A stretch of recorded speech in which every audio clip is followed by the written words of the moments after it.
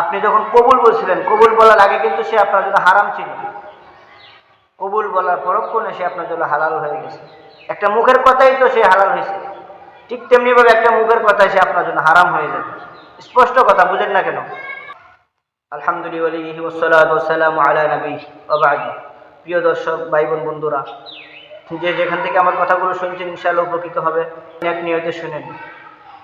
আমাদের সমাজে একটা বিষয় সবচেয়ে বেশি প্রচলিত হয়ে গেছে, শহর গ্রাম সহ, শিক্ষিত অশিক্ষিত নির্বিশেষে, তিন কথা বলার পরে সে আর আপনার স্ত্রী থাকে না।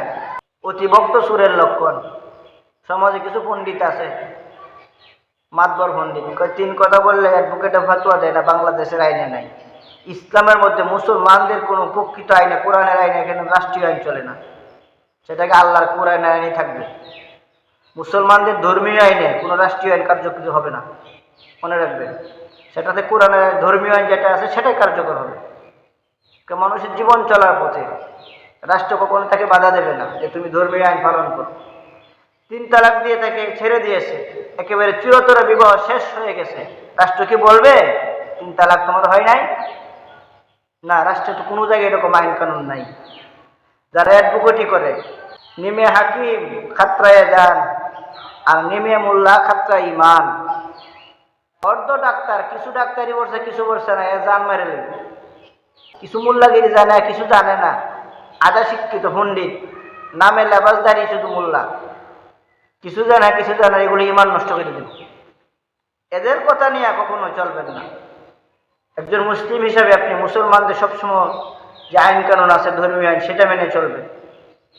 এখনো বাংলাদেশে বহুত মসজিদ মাদ্রাসা আছে যেখানে আপনার পর্যাপ্ত পরিমাণ বিনা টাকায়, বিনা পয়সায় ধর্মীয় সঠিক মাসলা মাসাইলটা পাবেন। আর ইউটিউব জগতে এরকম হয়ে গেছে, সামনে বসতে পারলে, ক্যামেরা নিয়ে বসতে পারলে সে মোল্লা বা পণ্ডিত। আমি যে কথাগুলো বলবো আমি হাওলা সহ রেফারেন্স সহ আপনাকে বলবো। হানাফি মাজহাবের যারা অনুসারী, শুধু হানাফি মাজহাব না, যে কোনো মাজহাবের অনুসারী, লামাজহাবি ছাড়া। লামাজহাবি মানে আহলে হাদিস নামে একটা দল আছে, দেখবেন আহলে শয়তান। তারা ফেসবুকে, ইন্টারনেটে খুব বলাবলি করে, গলাবাজি করে। তিন কথা বললে এক কথা, তিন কথা বললে আবার এক কথা হয় কেমনে? তিন কথা তো তিন কথাই, এবার এক হয় কেমনে?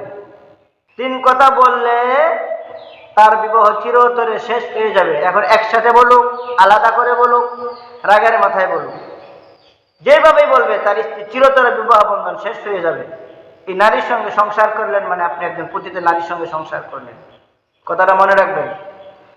তিন কথা যদি কেউ রাগের মাথায় বলে, না, রাগটা কেমন উঠছে, রাগ কিরকম সেটা বুঝতে হবে। রাগ যদি আপনার এরকম হয় যে বেহুশ হয়ে গেছে রাগের কারণে, মাও চিনে না, বাবাও চিনে না, বউ চিনে না, তখন গিয়া তিন কথা বলে ফেলছে। একটা প্রশ্ন করি আপনাদেরকে, রাগের মাথায় তিন কথা বলছে, বউ ছেড়ে দিছে, কেন? তার আকল নাই, এই তো। আমি বলবো রাগ উঠলে আকল, এরকম রাগী মানুষ নাই যে রাগ উঠছে, তার আকল হারা হয়ে গেছে, বিবাহ বন্ধনকে শেষ করে দিয়েছে, স্ত্রীকে ছেড়ে দিয়েছে, এরকম মানুষটা পাগল হতে পারে না। যে রাগ উঠার কারণে তার জ্ঞান হারা হয়ে গেল, এই লোকটা এই সূক্ষ্ম একটা কথাকে স্মরণ করলো কেমনে, খুঁজে বের করলো কেমনে? তার স্ত্রীর এই কথা কওয়া লাগলো, এটা বুঝলো কেমনে? সে তো এই তিন কথা তার মারও বলতে পারতো, কারণ তার আকল নাই। এই তিন কথা তো সে তার বোনকে বলতে পারতো, বিবিকে বললো কেন? আরো মহিলারা তাকে ঝগড়ার সময়, অনেক সময় তাদেরকে বলতে পারতো না, তাদের কাউকে বলে নাই, শুধু নিজের স্ত্রীকে কে বলছে। তার মানে সুরে বাংলা বেড়া হয়েছে, তালাক তিন কথা বলছে, বলার পরে এখন খুঁজতেছে কিভাবে সংশোধন করা যায়।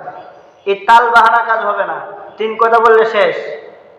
রাগের মাথায় বলছেন, রাগ করে যদি দাও দিয়ে কূপ দেন, রাগ করে যদি আপনি চুরি দিয়ে আঘাত করেন, কাটবে না?